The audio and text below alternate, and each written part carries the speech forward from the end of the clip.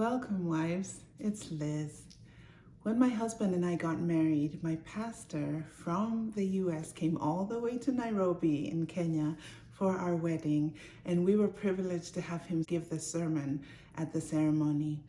And he talked about how when the Bible says, "For this reason a man shall leave his father and mother and be joined to his wife, and the two will become one flesh," a lot of people say, we leave and cleave. And my pastor added another word. He says, leave, cleave, and weave. So the two become one flesh. That's the weaving. When I got married, I had a professional degree. I had been under my maiden name for 3 decades.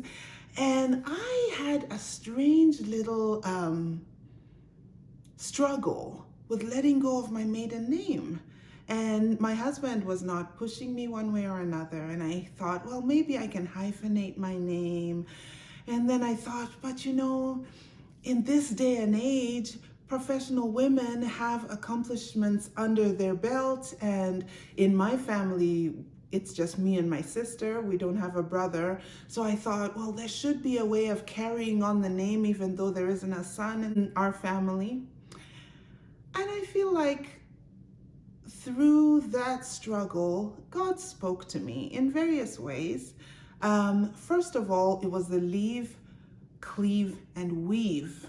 And I thought, if I'm weaving with my husband, what's so wrong about taking his name? It's an honor to carry his name. I also thought about, okay, when children come along, do I want my last name to be different from their last name? And another thing I thought about was I have a lot of accomplished aunts. They have very many professional accolades. And these are aunts on my mom's side, so they're my uncle's wives. And I thought, I don't know a single one of their maiden names. And that's because they left, they cleft, and they weft. They left their parents, they cleaved to their husbands, and they wove their lives together so much so that I only knew them and know them under their married names. And I thought, Liz, do you want to be married for the rest of your life to this man? Well, in that case, take his name. It's a very small sacrifice, but it's made to seem these days as if it's a loss of yourself, a loss of your identity. You're just slowly giving things up for this man. I don't know. I don't know about that. And again, there are many reasons to stay with your maiden name. And I'm not saying that you should change your name to your married name, but for me personally, I came to this moment where I decided for myself that God willing, I'm gonna be married for much longer than I was single. So I want to, it is no sacrifice to mark this change by changing my name. Now, granted, there's a lot of bureaucracy that surrounds that. And again, in our day and age of what's good for the goose should be good for the gander, it's like, well, why doesn't he change his name? Why do I have to go through all this struggle? But you know, it's a small thing, but for me, it was personally very meaningful. And when I write my name now, it reminds me each time I say my last name, it reminds me that I am now a member of my husband's household. He is my husband. It's almost a recommitment to my vows. It's interesting the tension that we have as wives between our maiden family and our marital family. In many cases, soon after we got married, I felt like I had to give my opinion in what was going on in my maiden home to my parents and their affairs, and really give advice, and even when that advice was unsolicited, may I add. And it came to a point where my husband told me, Liz, that they're not gonna listen to you. And it was a little deflating because I realized, oh my gosh, yeah, I've been really investing over here, and giving advice that, in my humble opinion, was very good advice. Like, if I were advising as a professional, I would be paid a lot of money to give this advice.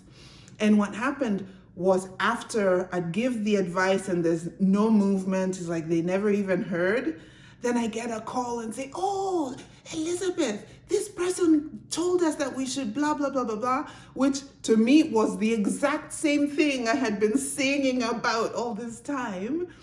But they heard it better from someone else than from me because of my position within the family. And much as it hurt what my husband said, it gave me a lot of clarity, because I realized, Liz, you only have a finite amount of energy, and you need to be judicious in where you invest that energy. And I was so used to investing in my maiden home that I didn't even see the shift that now I had my own home to invest in. And you know what's a beautiful thing about us building our own homes is that we get a voice within our home that we would not, it's not the same kind of reception that you get when you voice your opinion in your maiden home. There's a stability I feel in my home, a sense of ownership in my home, that if I have an opinion, I can voice it to my husband, we can talk about it, and then that is what happens. That is the way it is. Whereas, especially as a grown-up, as a grown woman, saying my piece within my maiden home, often it was dismissed. And that hurt, but I was used to it, so I just kept saying it more and more, louder and louder. Anyway, marriage is a mystery, like the Bible says, that two people from such different backgrounds can come together and form a new thing, a whole new legacy. It really is divine and mind-blowing when we stop to think about it. The weaving is hard and it takes time. I believe that it's in the process of weaving that we really bond with our husbands. And the weaving can be in many aspects: financial, of course, emotional, social, in terms of your friend group, your interactions. And for me now, I've come to a place where I realize, Lord, thank you for giving me my own home. Help me to invest in my own home, which does not mean that I cannot invest in my maiden home, but it means that I use wisdom in allocating my energies, understanding that I didn't choose my parents, I didn't choose the family I was born in. I don't have much control over the circumstances going on within that home, but I chose my husband. I said yes to him. He chose me. So this is a conscious choice, and it's my responsibility to take care of this and nurture this. I'll quote again the verse that I quoted earlier on in these channel videos, that a wise woman builds her home, but the foolish woman tears hers down with both hands, with her own hands. Let's be wise and invest appropriately. Sometimes our maiden families are really strong, and that pull is really strong to just be there all the time. Hey, it's a new season. When we get into marriage, it is a brand new season, and there's so many different lessons to learn. I was told when I was getting married, I need to go for my PhD in my husband. Like, get a doctorate degree in that man. Know this, that, and the other about him. Study him so that I am the authority on him. I know the things about him.